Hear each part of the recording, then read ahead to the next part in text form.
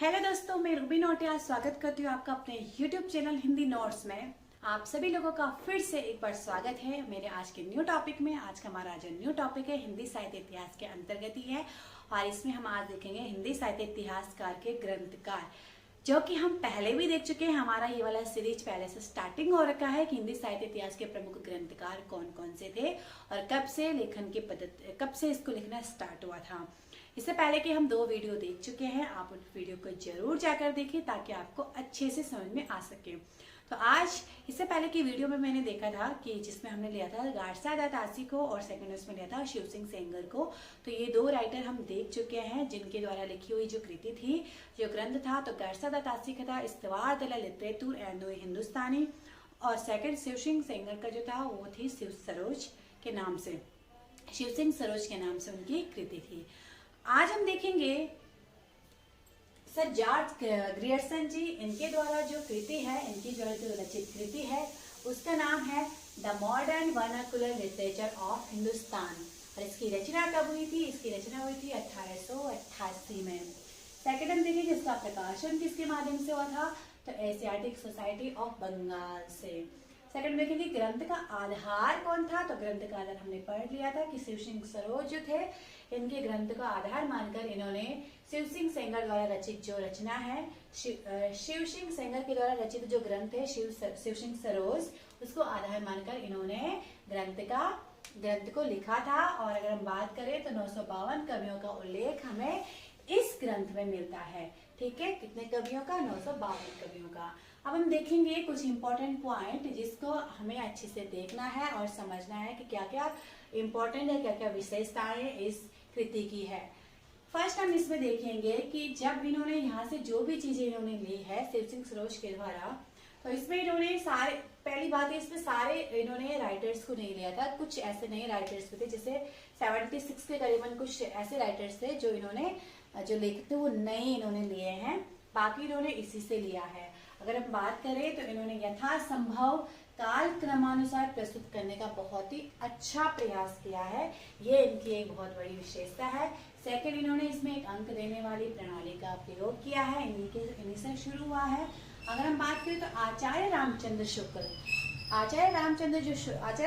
जो शुक्ल है, इन्होंने इसी को आधार बनाया। जैसे कि शिव सरोज को इन्होंने आधार बनाया था, तो आचार्य रामचंद्र शुक्ल ने इनकी कृति the modern vernacular literature of Hindustan को अपना आधार बनाकर अपने हिंदी साहित्य इतिहास की रचना की थी।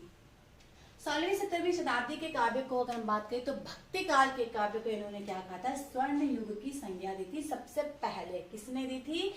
सर जॉर्ज ग्रियर्सन जी ने सबसे पहले भक्ति काल को, या फिर आप जो समझे कि उसे भक्ति काल को स्वर्ण युग की संज्ञा देने वाले पहले इतिहासकार कौन थे? Sir George Grierson. सेकंड देखेंगे उन्होंने प्रत्येक खंड को एक विशेष सूचक है, जिसमें हम देखेंगे चारण काव्य, धार्मिक काव्य, प्रेम काव्य। आदिकाल को चारण काव्य इन्होंने ही कहा था और इस तरह से इन्होंने एक बहुत अच्छा आधार बना रखा है। इसे हिंदी साहित्य इतिहास की नींव का पत्थर कहा जाता है और ऐसे एग्जाम में बहुत बना रखा है कि किस ग्रंथ को हिंदी साहित्य इतिहास का नींव का पत्थर कहा जाता है, तो वो the modern vernacular literature of Hindustan को। हिंदी साहित्य इतिहास लेखन में सबसे पहले अगर बात करें तो काल क्रमानुसार लिखने वाले जो कवि थे, जो लेखक थे, वो कौन थे? वो थे सर जॉर्ज ग्रियर्सन जी महोदय। इन्होंने बहुत अच्छे से वर्गीकरण और प्रवृत्ति का निरूपण और मूल्यांकन किया था। अध्ययनकर्ताओं की दृष्टि से या बहुत ही अगर बात करें तो अध्ययनकर्ताओं की दृष्टि से इसमें एक ही कमी रही है कि ये जो भाषा थी ये अंग्रेजी भाषा में था, इसीलिए बाद के परिवर्ती का जो इतिहासकार था उसका अध्ययन केंद्र नहीं बन सका। तो ये इसके बहुत ही महत्वपूर्ण बिंदु थे जो कि हमने सर जॉर्ज ग्रियर्सन जी की modern vernacular literature of Hindustan के बारे में पढ़ा, उसकी विशेषताएं, उसके जो मुख्यतः ये जो बिंदु हैं, ये बहुत ही हर एग्जाम में आते हैं यहाँ से प्रश्न, तो इनको आप एक बार ध्यान से देख लीजिए। सेकंड जो मैंने ग्रंथकार है वो है मिश्र बंधु। तो मिश्र बंधु की जो कृति है वो है मिश्र बंधु विनोद। अब इसमें कितने भाग है? इसमें भाग 4 है। और इसमें कौन कौन से भाग है? तो देखिए, पहला भाग जो लिखा था वो 1913 में और इसके अंतर्गत 3 भाग थे। मतलब ये समझिए कि मिश्र बंधु विनोद के 2 प्रकाशन हुए हैं। पहला प्रकाशन 1913 में और इसमें कितने, पहले प्रकाशन में थे 3 भाग, तीनों भागों का प्रकाशन हो गया था 1913 में और सेकंड जो प्रकाशन हुआ था वो 1934 में हुआ था। और इसमें चौथा जो भाग था वो भाग उस भाग का प्रकाशन हुआ। तो इस तरह से हम देख सकते हैं कि 4 भाग है, जिसमें 3 भाग का प्रकाशन 1913 में हो गया था, और जो चौथा भाग था वो उसके 1934 में हो गया था। अब हम इसका जो आधार देखेंगे तो इसने आधार लिया था काशी नाटवी प्रचारणी सभा की खोज, एक रिपोर्ट, उसको इन्होंने आधार मानकर अपने ग्रंथ की रचना की थी। इसमें कुल कवि जो थे वो थे 4591, और यह एग्जाम में आता है कि कितने कवि थे, तो डायरेक्टली 4591 भी एग्जाम में आ रखा है, तो आपके ये सही है 4591। इसमें इन्होंने जीवनी और आलोचना का विवरण को संग्रहित किया हुआ है। कवियों का परिचायक विवरण आचार्य शुक्ल ने इसी ग्रंथ से लिया है। बात करें तो रीतिकाल के जो भी कवि है उसका परिचय इन्होंने इसी ग्रंथ को आधार मानकर दिया है। मिश्र बंधु 3 भाई थे। जो मिश्र बंधु है ये 3 भाई थे, जिसमें गणेश बिहारी मिश्र, श्याम बिहारी मिश्र और सुखदेव बिहारी मिश्र शामिल है। ये तीनों भाई थे और ये तीनों भाई क्या करते थे, एक साथ लिखते थे ग्रंथ को, और जिस तरह से इनके ग्रंथ का नाम भी क्या है, मिश्र बंधु। आचार्य रामचंद्र शुक्ल ने इस ग्रंथ को महाव्रत संग्रह बहुत इंपॉर्टेंट है की संज्ञा दी है, तथा इनको परिश्रमी संकलन करता कहा है। किसको, मिश्र बंधु को। किसने कहा है, आचार्य रामचंद्र शुक्ल ने कहा है कि यह जो ग्रंथ है महाव्रत संग्रह है, और साथ में इनको कहा है कि ये क्या है, परिश्रमी संकलन करता है। तो इस तरह से हमने आज 2 बहुत ही महत्वपूर्ण ग्रंथकार को देखा और उनके ग्रंथों की विशेषताएं देखी। इसके बाद हम यहाँ पे थोड़ा सा मुख्य इंपॉर्टेंट तथ्य है जिनको हम देखेंगे। तो देखिए, सच्चे अर्थों में हिंदी साहित्य का प्रथम इतिहास कौन था, तो the modern vernacular literature of Hindustan. लेकिन सबसे पहले लेखन परंपरा की दृष्टि से देखें तो सबसे पहले कौन सा लिखा गया था, द इस्तवार त्रेतुर एंदुई हिंदुस्तानी लिखा गया था। लेकिन सच्चे अर्थों में आ जाए तो सच्चे अर्थों में हिंदी साहित्य का प्रथम इतिहास कौन है, the modern vernacular literature of Hindustan. Hindi भाषा का देखिए ये जो था, देखिए इस्तवार त्रेतुर एंदुई हिंदुस्तानी फ्रेंच भाषा में था, मैं आपको पहले भी बता चुकी हूँ। The modern vernacular literature of Hindustan ये था अंग्रेजी भाषा में, और हिंदी भाषा में जो था वो था सर्वप्रथम किसने लिखा था, शिव सिंह सेंगर ने शिव सिंह सरोज को लिखा था। अब देखिए कि काल विभाजन का ऐसे एग्जाम में ये मैंने वो पॉइंट लिए हैं जो डायरेक्टली एग्जाम में आए हुए हैं, और उससे ये वही पॉइंट है, ये आपके बहुत ही महत्वपूर्ण तथ्य है, इनको आप ध्यान से देखना कि काल विभाजन एवं नामकरण का प्रयास अगर सबसे पहले कोई करता है तो वो करते हैं सर जॉर्ज ग्रियर्सन। ठीक है, काल विभाजन का और नामकरण का प्रयास।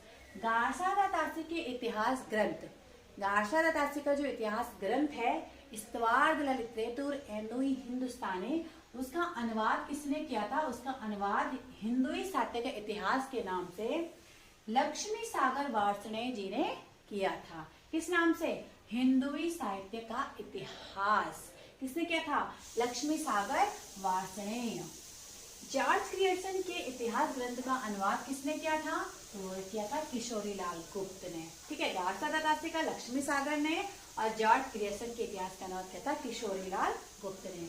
इन्होंने गार्सा दातासी ने हिंदू और उर्दू कवियों को साथ में मिलाया था, और जैसे मैं आपको पहले बता चुकी हूँ कि उसमें उन्होंने नाम ही उस तरीके से रखा है कि इस्तवार लिटरेचर एंदुई हिंदुस्तानी। एंदुई मतलब हिंदू के द्वारा बोली जाने वाली हिंदी, और हिंदुस्तानी का उसमें उन्होंने मतलब बताया था कि जो मुसलमानों के द्वारा बोली जाने वाली मिश्रित हिंदी थी।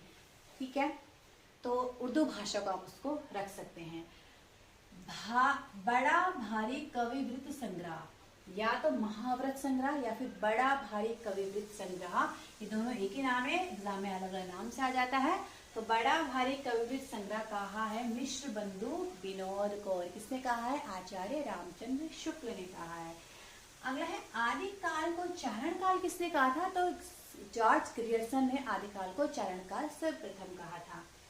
हिंदी को अंग्रेजी द्वारा आविष्कृत भाषा, ये इनका यहाँ पे एक अच्छा पॉइंट नहीं है, क्योंकि इन्होंने सारा श्रेय अपने आप को दे दिया था हिंदी भाषा में। तो इन्होंने कहा कि हिंदी भाषा अंग्रेजों द्वारा अभिकृत भाषा कहा इन्होंने, अंग्रेजों द्वारा आविष्कार व हिंदी भाषा का, तो ये तो नहीं है ना, अंग्रेजों से पहले भी तो यहाँ पे हिंदी भाषा थी। तो हम कह सकते हैं कि ये इनका एक पॉइंट अच्छा नहीं है। लेकिन कहा किसने था, एग्जाम में ऐसा आया था कि हिंदी को अंग्रेजों द्वारा आविष्कृत भाषा किसने कहा था, तो सर जॉर्ज ग्रियर्सन जी ने कहा था।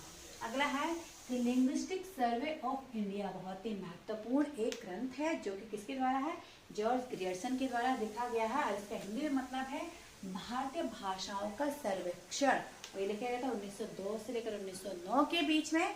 तो ये रचना किसकी है, सर जॉर्ज ग्रियर्सन की है। तो इस तरह से आज हमने बहुत ही महत्वपूर्ण तथ्य, ये तथ्य वो तथ्य है जो परीक्षा की दृष्टि से बहुत ही महत्वपूर्ण है। साथ में हमने देखा इन दोनों के ग्रंथ और दोनों के ग्रंथ की विशेषताएं। इसमें पहला जो था वो जॉर्ज ग्रियर्सन का था, the modern vernacular literature of Hindustan. और सेकंड मिश्र बंधु का है, मिश्र बंधु विनोद। मिश्र बंधु the modern vernacular literature of Hindustan 1888 में लिखा गया था। और जो मिश्र बंधु के द्वारा रचित, मिश्र बंधु तीन भाई थे, सुखदेव बिहारी, गणेश बिहारी और श्याम बिहारी मिश्र। तो तीनों भाई मिलकर इन्होंने एक ग्रंथ लिखा था, मिश्र बंधु विनोद। और इसका जो प्रकाशन हुआ था, इसके 4 भाग है। पहला प्रकाशन हुआ था 1913 में और दूसरा प्रकाशन हुआ था 1934 में।